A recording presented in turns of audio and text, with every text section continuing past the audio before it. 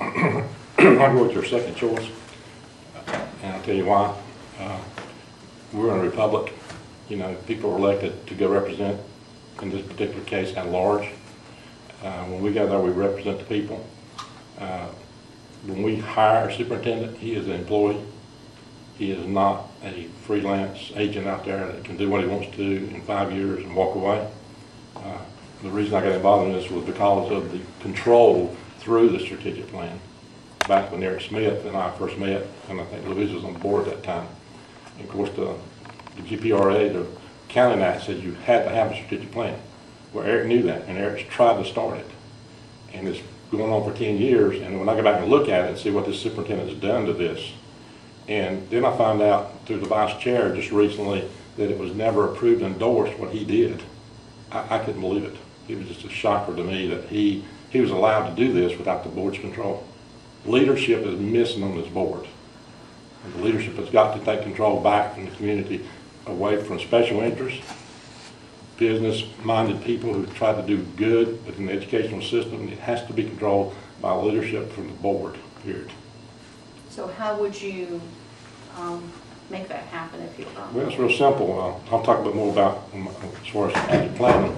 But, you know, the strategic planning and what they call the theory of action is more or less just a guiding principle. They've taken this theory of action and made it 50-some pages long, two people in charge of it. Then they got a strategic plan that was never endorsed or approved. When we hire a new superintendent, these have got to be merged together, and they've got to be smart as far as criteria, which is specific, measurable, attainable, results-oriented, all of that, timely. What we've got in here now is 20 strategies, 83 tactics, approved, adjectives described. There's no accountability in this plan. They pick and choose what they want, they talk about it, but they're missing the tactics on everything else, and even they're not only measurable, some of them are just fluff. So this new superintendent is going to have a roadmap when he comes in on what the community tells us that they want in this. There's some of this stuff needs to come out, there's stuff needs to go in. Graduation rates, we can't improve West Mecklenburg High School in West Charlotte from 54% to 90% in 2 years. Totally unrealistic, and people are just, you know, they're just stressed by it because their goals been put in there are not attainable. The new superintendent will be given a plan, and it's not going to be 2014 we come in and ask him if it's done. He's going to have to give quarterly reports on where he stands all through this process. We'll adjust it as we go along. 2014 is just a date that should never been put on there. It should be a strategic plan. It should be adjusted yearly. It should be monitored quarterly. That new superintendent must understand that before he's hired. Part of the job will be doing a superintendent search of the new board. If you could have anybody in the country, who or what kind of person would you pick and why? Well, first and foremost, integrity. You've got to have honesty. You've got to be a person of integrity. I mean, we're getting from somebody from another district. It doesn't take long to go to that district and ask some questions. Everybody's got their enemies, I understand that. But if you're looking at a track record and you kind of get a feel that the trend is moving a district forward, there'll be some people that didn't like certain things the person did, but I'm looking for integrity first. I'm looking for a person, a leader that will listen to the board. And again, the board, once we get this approved and institutionalized, it takes 5 votes to make this happen. I've got to work with 4 other people to make sure that I would hope it'd be all 9, understands the importance of this is the roadmap. This is the person job description. So if they understand how to do this, if they're coming to me and don't have a clue about strategic planning, the Government's Performance Result Act of the 103rd Congress that says everybody had to have one, they wouldn't get money.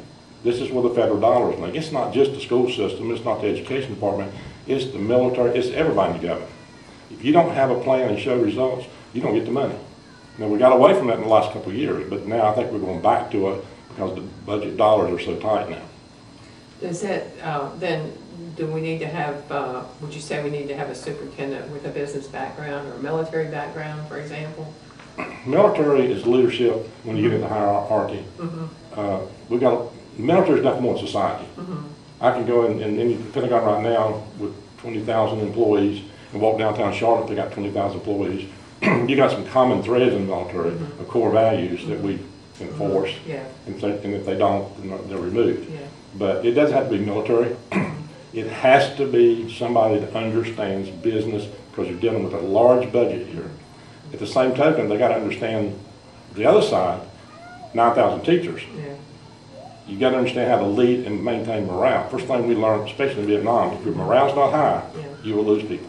Yeah, yeah. So is that something that somebody with simply just an education background, you think, could do? No, could I think combine that's those two? I think that's one of the mistakes. And I was here when Superintendent Gorman was hired. Mm-hmm. As you recall, he was probably hired because of default. We had another gentleman here who was probably the top candidate, and he just pulled back all of a sudden. And there was one left standing.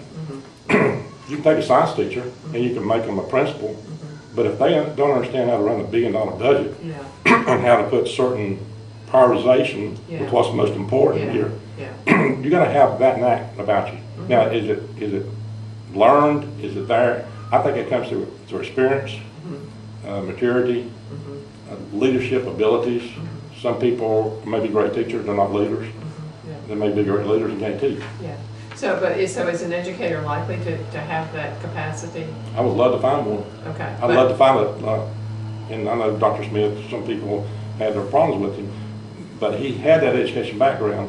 And when he looked at me in the elevator one day, coming down the elevator, he said, he heard me talking in Committee 23. He said, "Will this work?" And I looked at him, I said, "Yes, sir." Harry Jones asked me the same question at the same time. They were both doing it. Harry Jones has been very successful in managing for results.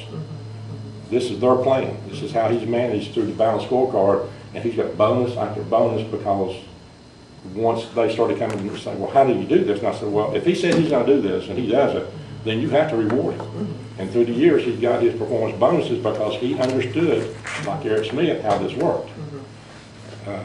Some people didn't want to listen. They just did not want to understand how all this connected. Yeah. And so that's one reason I think we're in the situation we're in today. Okay. So would you prefer to have an educator leader versus a non-education person, or prefer one of the I think other? you're going to have some background in education.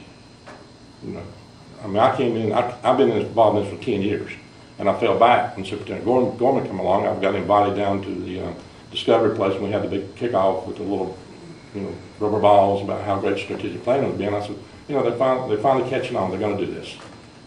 Well, then when I come back and find this, and I read that, 1/2 of all children in 1/3 of CMS schools are below grade level, this is back to the future. We've not moved this mark. We've kicked this can down the road. And we can talk about how great we are and all this other stuff, and the chamber can promote it. But the facts and the numbers, when we got this many children below grade level, and you say graduation rate's going to improve from 50% to 90% in 2 years, somebody doesn't understand what they're doing.